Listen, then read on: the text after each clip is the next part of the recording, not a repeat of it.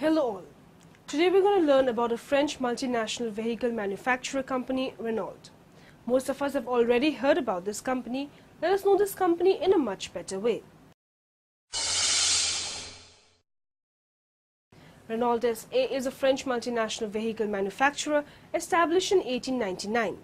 The company produces a range of cars and vans, and in the past, trucks, tractors, tanks, bus coaches, and auto rail vehicles.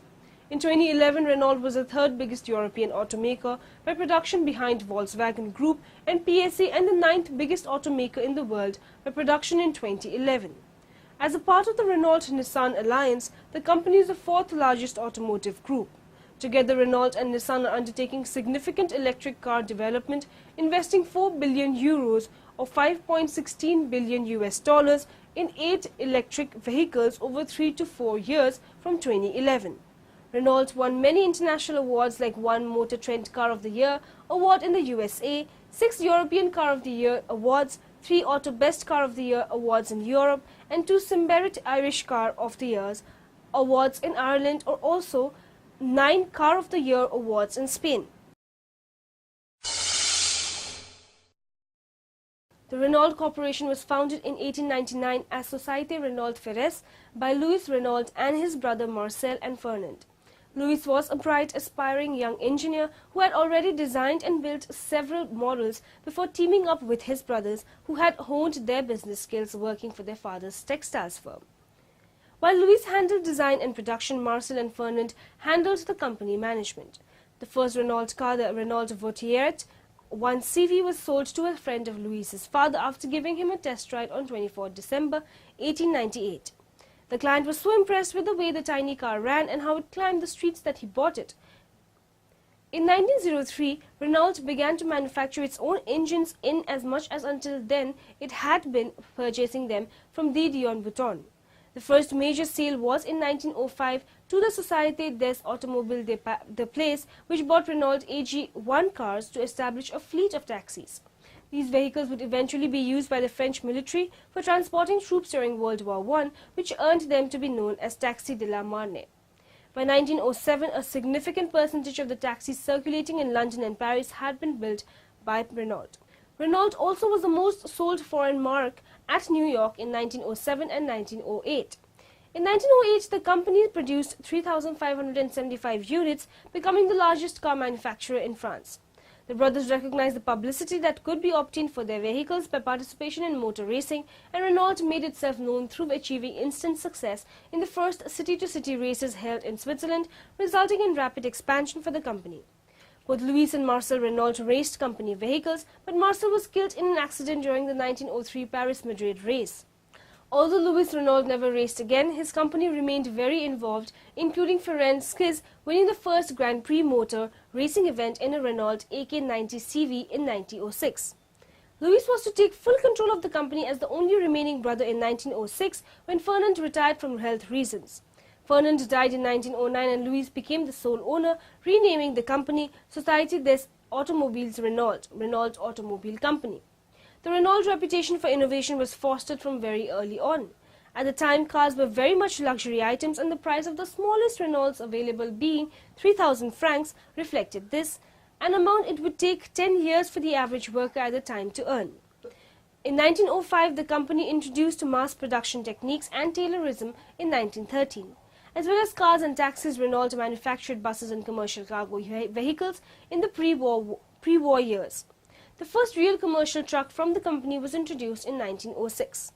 Between the World Wars 1919 to 1938, Louis Renault enlarged the scope of his company after 1918, producing agricultural and industrial machinery. A number of the new products emerged from war developments. The first Renault tractor, the Type GP, produced between 1919 and 1930, was based on the FT Trank. However, Renault struggled to compete with the increasingly popular small, affordable people's car, while problems with the stock market and the workforce also adversely affected the company's growth. Renault also had to find a way to distribute its vehicles more efficiently. In 1920, he signed one of its first distribution contracts with Gustave Gaudet, an entrepreneur from northern France. Renault produced a range of cars from small to very large. For example, in 1928, when Renault produced 45,809 cars, the range of 7 models started with the 6CV, a 10CV, the Mona 6, 15CV, the Viva 6, the 1822CV and the 40CV. The London operation was very important to Renault in 1928. The UK market was quite large, and from there colonial modified vehicles were dispatched. Lifted suspensions, enhanced cooling and special bodies were common on vehicles sold to the colonies. Exports to the USA by 1928 had almost reduced to zero from their high point prior to World War I, when to ship back a Grand Renault or similar high-class European manufactured car was common. A NM40CV Tourer had a USA list price of over $4,600, being about the same as a Cadillac V12. Closed 7-seat limousine started at $6,000, which was more expensive than the Cadillac V16. The whole range was conservatively engineered and built. The newly introduced 1927 Viva 6 model PG1 was sold as the executive sports model. Lighter weight factory steel bodies powered by a 3180 cc 6-cylinder motor provided a formula that went through to the Second World War. Renault also introduced in 1928 an upgraded specification to the larger cars designed Stella. The Viva Stellas and Grand Renaults had upgraded interior fittings and had a small star fitted above the front wood Renault Diamond. This proved to be a winning marketing differentiator, and in the 1930s all cars changed to the Stella suffix from the previous to Alpha character model identifiers. In 1931, Renault introduced diesel engines for its commercial vehicles. World War II and aftermath. 1939 to 1944. After the French capitulation in 1940, Louis Renault refused to produce tanks for Nazi Germany, which took control of his factories. He produced lorries for the German occupiers instead.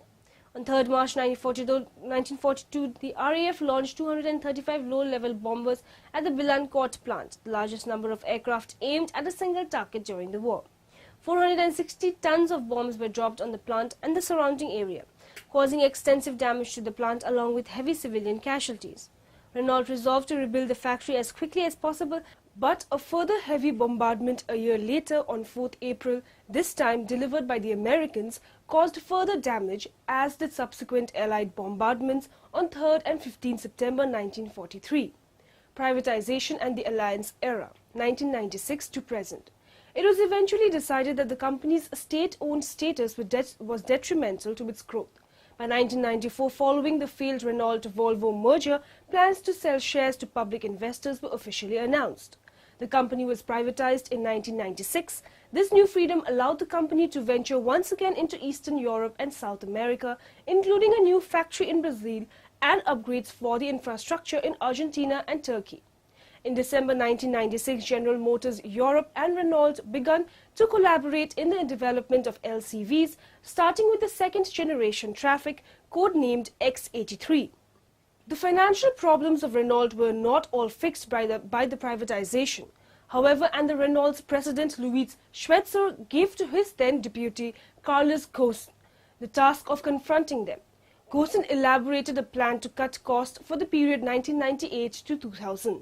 Reducing the workforce, revising production processes, standardizing vehicle parts and pushing the launching of new models. The company also undertook organizational changes, introducing worldwide a lean production system with delegate responsibilities inspired by Japanese systems, the Renault production way, reforming work methods and creating a centralized research and development facility, the Techno Center, to reduce vehicle conception costs while accelerating such conception. In February 2010, Renault opened a new production factory near Tangier, Morocco, with an annual output capacity of 170,000 vehicles. Initially, it manufactured the new Dacia Logi and Dacia Docker models, and starting from October 2013, the second-generation Dacia Sandero, the output capacity being increased to 340,000 vehicles per year with the inauguration of this second production line. The site is located in a dedicated free trade area neighboring the Tanger Automotive City, an industrial platform focused on automotive business. According to Renault, the new factory emits zero carbon and industrial liquid discharges.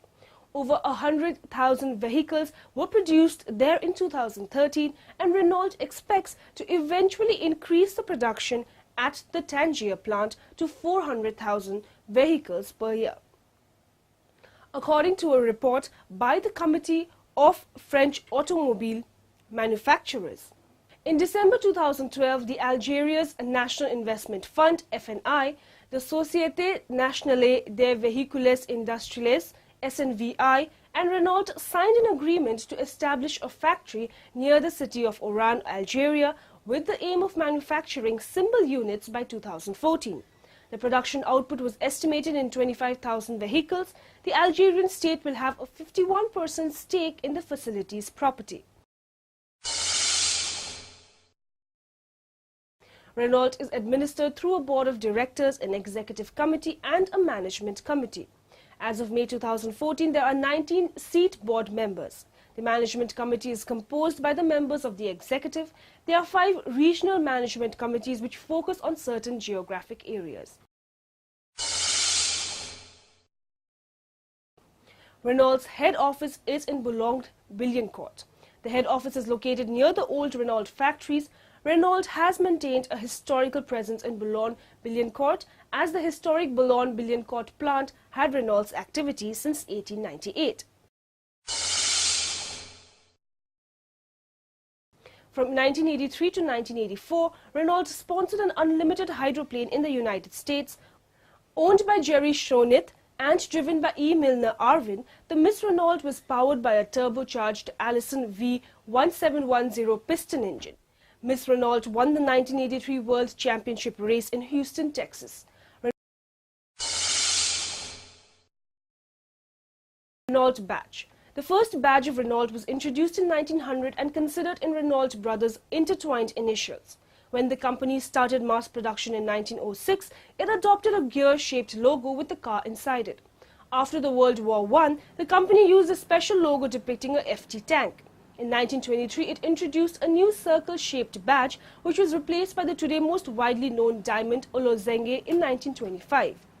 Typeface. Both the Renault logo and its documentation, technical as well as commercial, historically used a specially designed typeface called Renault MN, developed by British firm Wolff Olins. This type family is said to have been designed not for prestige reasons, but mainly to save cost at a time where the use of typefaces was more costly than it is now. In 2004, French typeface designer Jean-François Porches was commissioned to design a replacement. This was shown in October of that year and is called Renault Identité. Renault Classic. Renault Classic is a department within Renault that seeks to collect, preserve and exhibit notable vehicles from the company's history. Originally named History and Collection, the company was assembled in 2002 and its workshops formally opened on 24th April 2003. Music. Throughout the 1980s and the 1990s, Renault's European advertising made extensive use of Robert Palmer's song Johnny and Mary.